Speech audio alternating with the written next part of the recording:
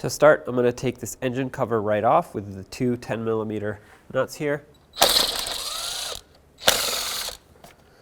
Pull it up and out of the way. Make sure there's no large debris on here. If there is, go ahead and vacuum it or blow it off or do whatever you need to do to remove it. There we go. Before I take anything apart, I'm going to go ahead and blow all the debris off that is here. That way it doesn't fall down into the spark plug holes.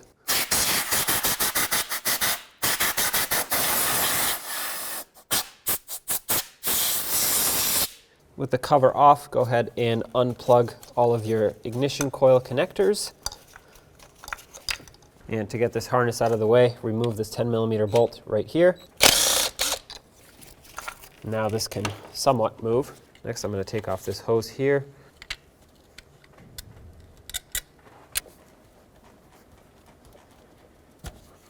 Set that aside. Working my way over, I'm going to remove all my ignition coils, 10mm bolts.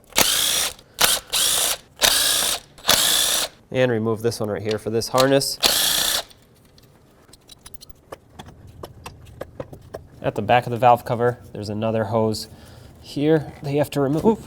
And then with a 10mm, go around and remove all the nuts and bolts that hold this valve cover on. I'm going to start with the center ones. Remove these two long ones.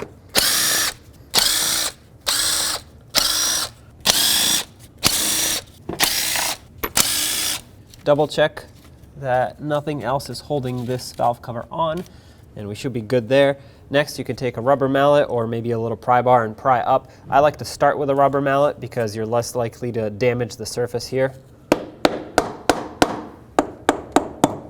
Just give it a couple light taps.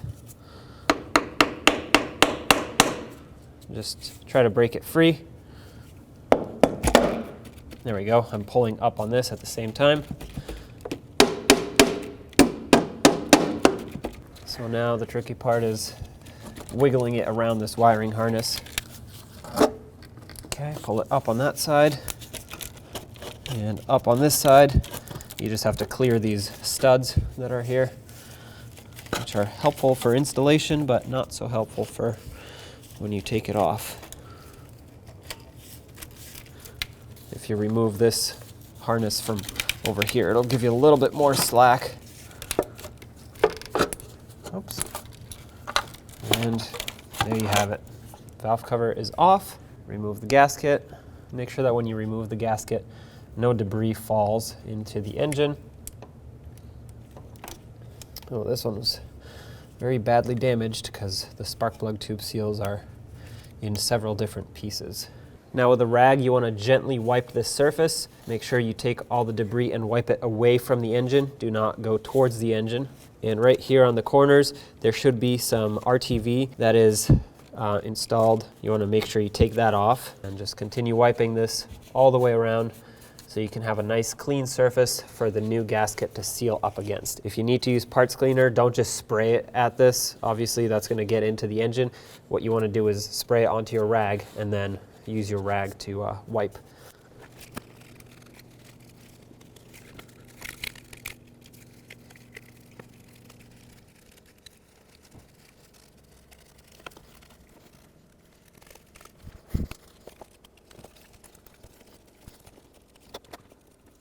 What I want to do next, once that's clean, is clean the surface here where the gasket goes, so all these little circles, and as well as along the edge where the gasket rides. I cleaned this off with just a rag and some brake parts cleaner. You don't have to clean the whole thing, but at least clean inside of the grooves, like I said. I tried to clean the whole thing just because it was pretty gunked up. Someone has not changed the oil very often in the past on this vehicle, so there was some sludge buildup, shall I say. So anyway, position the gasket along its groove where it belongs. I'm going to press in these rings here around the spark plug tubes, and the bolt holes go along the edge everywhere. All right, make sure it's seated in all the way. And what I'm going to do before I put this on is actually add some RTV right here where the head splits into two. Right around the timing chain, you can see there's a timing cover here, and then this is the rest of the head, and you actually do need to apply some RTV right here.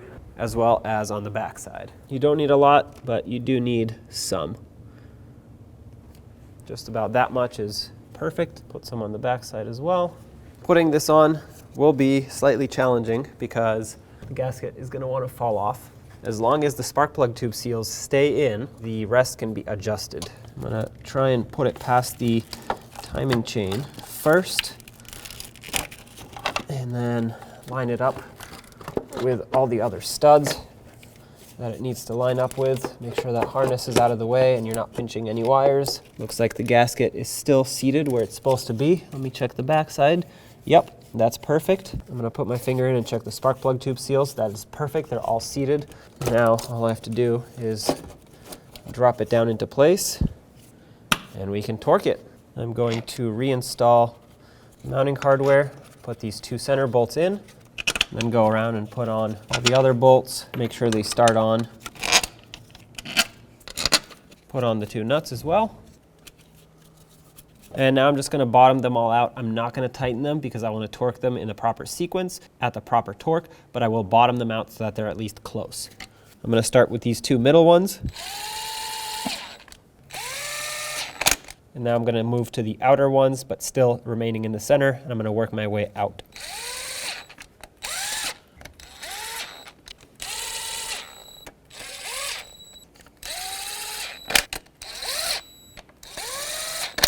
The torque for this is 8 foot-pounds. I'm going to start with the center, work my way out.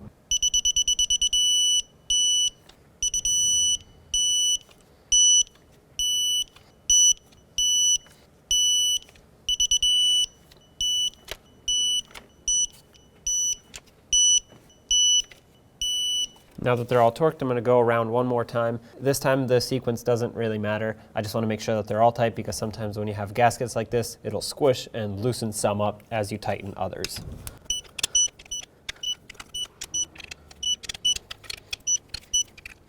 Over on the driver's side, I'm going to mount my harness again. And since I'm here, might as well put this hose on.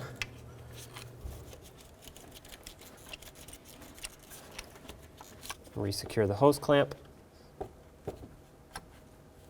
Try to put it on in the same position that it was in before because this has been on for so long it's basically molded into the hose and that'll help it seal up the best. Continue on by putting your ignition coils in.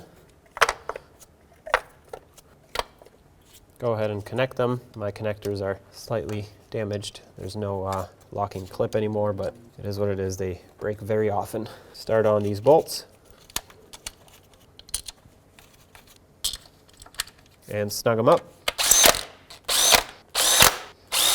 Go ahead and put this hose back on. Make sure it seats all the way. And reconnect your wiring harness over here. And if you unclipped it from down here on the alternator, clip it back on. I also unclipped it up here on the strut tower. Clip that back in. If you have any remaining oil here at the front or in the back, go ahead and clean it. That way, if there are any new leaks that show up, you can see it and you don't potentially confuse it for an old leak. Go ahead and put the engine cover back on. Line it up with the rear studs first, and then slide it down. Put on the 2 nuts that hold it up front, and snug them up.